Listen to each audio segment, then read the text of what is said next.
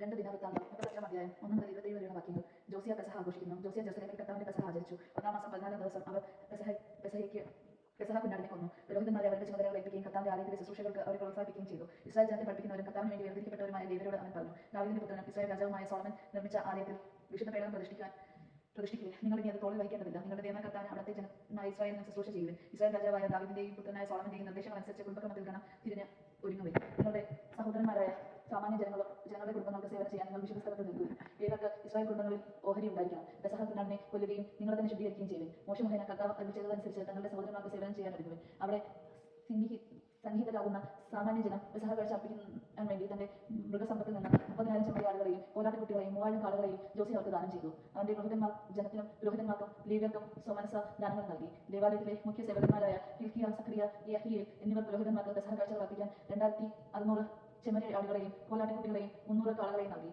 ലേവ്യ പ്രഭുക്കന്മാരായ കൊനാനിയെയും അവന്റെ സഹോദരന്മാരായ ഷെമായെയും നാദാനിലും ഹഷാബിയ, ജയിയേൽ, യോസാബാദ് എന്നിവരും പെസഹ കാഴ്ച അർപ്പിക്കാൻ ലേവ്യർക്ക് 5000 ചെമ്മരിയാടുകളെയും കോലാട്ടുകുട്ടികളെയും 500 കാളകളെയും നൽകി. ശുശ്രൂഷയ്ക്കുള്ള ഒരുക്കങ്ങളെല്ലാം പൂർത്തിയാക്കിയപ്പോൾ പുരോഹിതന്മാരും ലേവ്യരും രാജകൽപ്പന അനുസരിച്ച് തങ്ങളുടെ സ്ഥാനങ്ങൾ ഏറ്റെടുത്തു. അവർ പെസഹ കുഞ്ഞാടിനെ കൊന്നു. പുരോഹിതന്മാർ ലേവ്യരിൽ നിന്ന് രക്തം സ്വീകരിച്ച ബലിപീഠത്തിന്മേൽ തളിച്ചു. ലേവ്യർ മൃഗത്തിന്റെ തോലുരിഞ്ഞു. ദഹനബലിക്കുള്ള മൃഗങ്ങൾ സാമാന്യ ജനത്തിന് കുടുംബക്രമം അനുസരിച്ച് വീതിച്ച് കൊടുത്തു. മോശെയുടെ നിയമഗ്രന്ഥത്തിൽ എഴുതിയിരിക്കുന്നത് പോലെ കർത്താവിന് ബലിയർപ്പിക്കുവാനായിരുന്നു അത്.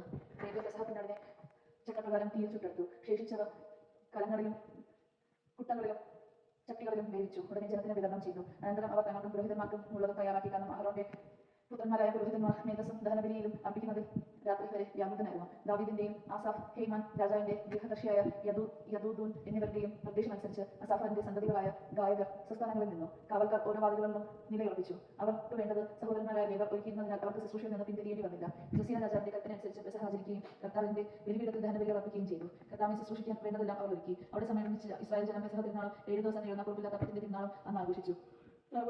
കാലത്തിന് ശേഷം അതുപോലൊരു പെസഹ ഇസ്രായേൽ ആഘോഷിച്ചിട്ടില്ല. ജോസിയുടെയും പുരോഹിതന്മാരുടെയും ലേവ്യരുടെയും അവിടെ സമ്മേളിച്ച യൂദയിലെയും ഇസ്രായേലിലെയും ജനങ്ങൾ ജെറുസലേം നിവാസികളും ചേർന്ന് ആഘോഷിച്ച ആ പെസഹ പോലെ ഒന്ന് ഇസ്രായേൽ രാജാക്കന്മാരിൽ ആരും ആഘോഷിച്ചിട്ടില്ല. ജോസിയുടെ 18-ാം ഭരണവർഷത്തിലാണ് ഈ പെസഹ ആഘോഷിച്ചത്. ജോസിയുടെ മരണം. ജോസിയ ദേവാലയം ക്രമീകരണങ്ങൾ പൂർത്തിയാക്കിയപ്പോൾ ഈജിപ്റ്റ് രാജാവായ നോക്ക എഫ്രട്ടീസ് തീരത്ത് കർക്കെമീഷിലേക്കുള്ള യുദ്ധത്തിന് പോവുകയായിരുന്നു. ജോസിയ അവനെതിരെ ചെന്നു. നെക്കോ ദൂതന്മാർ മുഖേന ജോസിയോട് പറഞ്ഞു, യൂദാ രാജാവേ, നാം തമ്മിൽ എന്ത് തർക്കം? ഞാൻ വരുന്നത് നിന്നെ ആക്രമിക്കാനല്ല, എന്റെ ശത്രുഭവനത്തിനെതിരായിട്ടാണ്. തിടുക്കം കൂട്ടാൻ ദൈവം എന്നോട് കൽപ്പിച്ചിരിക്കുന്നു.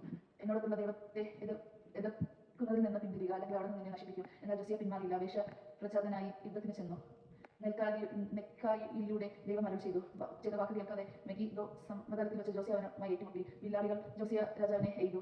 രാജാവ് ഭൃത്യന്മാരോട് പറഞ്ഞു, എനിക്ക് കഠിനമായി മുറിവേറ്റിരിക്കുന്നു, എന്നെ ഇവിടെ നിന്ന് കൊണ്ടുപോകും. അവർ അവനെ രഥത്തിൽ നിന്ന് ഇറക്കി മറ്റൊരു രഥത്തിൽ കടത്തി ജെറുസലേമിലേക്ക് കൊണ്ടുവന്നു. അവൻ മരിച്ചു. പിതാക്കന്മാരുടെ കല്ലറയിൽ സംസ്കരിക്കപ്പെട്ടു. യൂദയും ജെറുസലേമും ജോസിയെ ഓർത്ത് വിലപിച്ചു. ജെറമിയയും ജോസിയെ കുറിച്ച് ഒരു വിലാപ ഗാനം രചിച്ചു. ജോസിയെ കുറിച്ച് വിലപിക്കുമ്പോൾ ഇസ്രായേലിലെ ഗായകരായ സ്ത്രീ പുരുഷന്മാർ ഈ ഗാനം ആലപിക്കാറുണ്ട്. ഇസ്രായേലിലെ ഇതൊരു പതിവായി. വിലാപഗാനങ്ങളിൽ ഈ ഗാനവും ചേർത്തിരിക്കുന്നു.